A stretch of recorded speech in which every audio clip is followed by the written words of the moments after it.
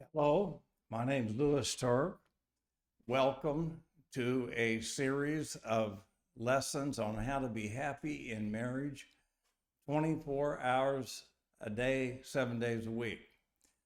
I've been married now for 56 years, and my marriage has just got happier and happier and happier as the years have gone by.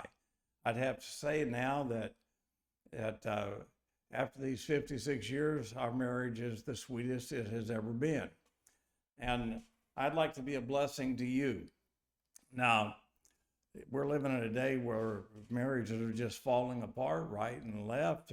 It's amazing to me how many young people just can't seem to stick with what they vowed to do whenever they got married.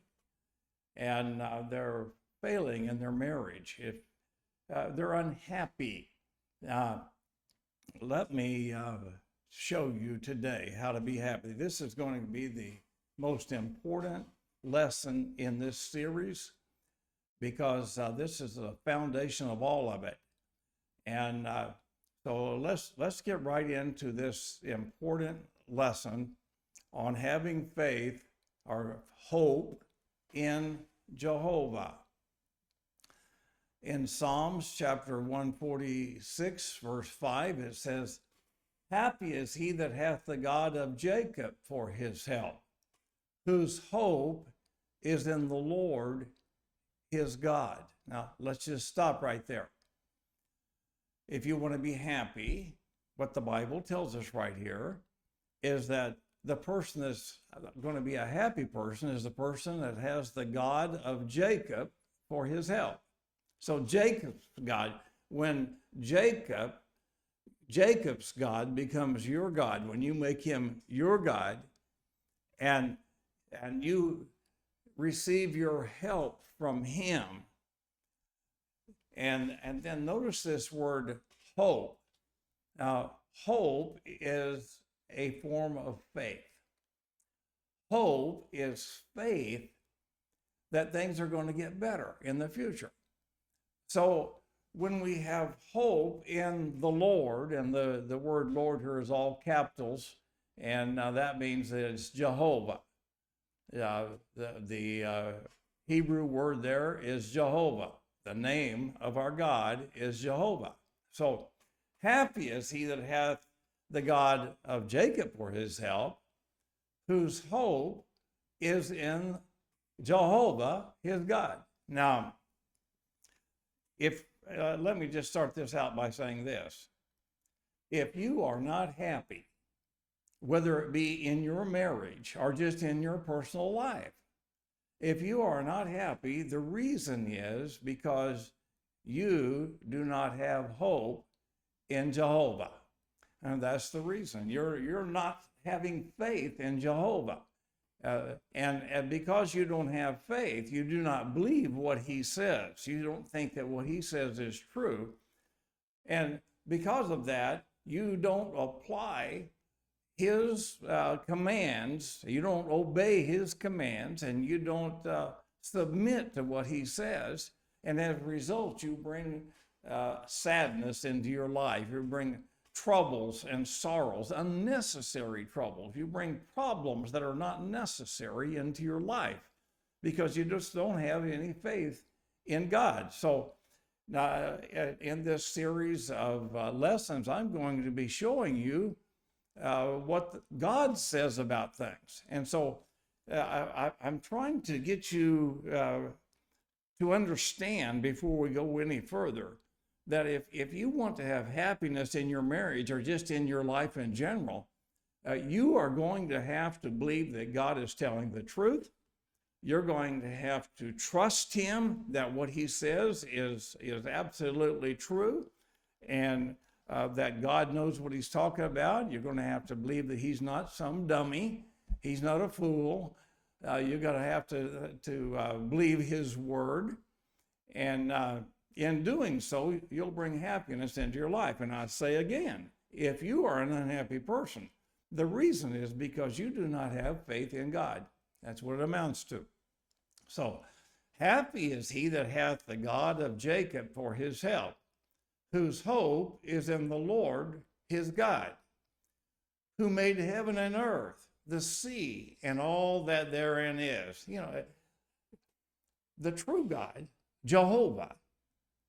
And in the New Testament, we call him Jesus, okay? He made heaven and earth and all that's in it. And if he can do that, he can do everything he promises to do in all the rest of the Bible. So, and notice it says, which keepeth truth forever. Our God, the Jehovah God, is a truth-keeping God. Everything he says is true, and he's only going to support the truth. So if we will put our trust in him and we will believe what he says, we will be happy. And I state again, if you're not happy, the reason is because you don't have faith in God. Listen to me. A person that has faith in God is going to be optimistic in his outlook on life. We're going to believe that everything will work together for good to them that love the Lord, to them who are the called according to his purpose, just like the Bible says. So we're not going to be thinking, whoa, everything is going to work out bad today. No, oh, no. When we trust in Jehovah, everything's going to work out good today. And when we're trusting in him, then we're going to be just automatically going to put a smile on our face, and we're going to be a happier person because we're trusting in Jehovah, and he's not going to let us down. Now it says here, which executeth judgment for the oppressed. You feel oppressed? Well, listen, trust in Jehovah. He'll execute judgment for you, and he'll deliver you. Which giveth food to the hungry. Are you hungry? Trust in the Lord. He'll feed you. He's never let one of his children go hungry. Let me tell you, you will not starve to death if you're serving the Lord. The Lord looseth the prisoners. Are you imprisoned by something? Do you feel like you're imprisoned by your marriage? Well, listen. God can deliver you from that feeling of being a prisoner in your marriage, and you will have to have some trust in him, and he'll deliver you in these things. It's what I'm trying to show you is it's us having our confidence and our faith in God that's going to make it we'll have the right attitude to face the day. We're going to be facing that day with a smile on our face, and we're going to be a happy, jubilant person wanting to face that day and do what God says, you see. It said, verse 9 here, the Lord preserveth the strangers, he relieveth the fatherless and widow. But then goes on, he says, but the way of the wicked he turneth upside down. If you decide you're going to disobey him, you're going to sin against him, you're going to do things against his word, then you'll find that your way will be turned upside down, and you'll have problems like you never dreamed of if you do that.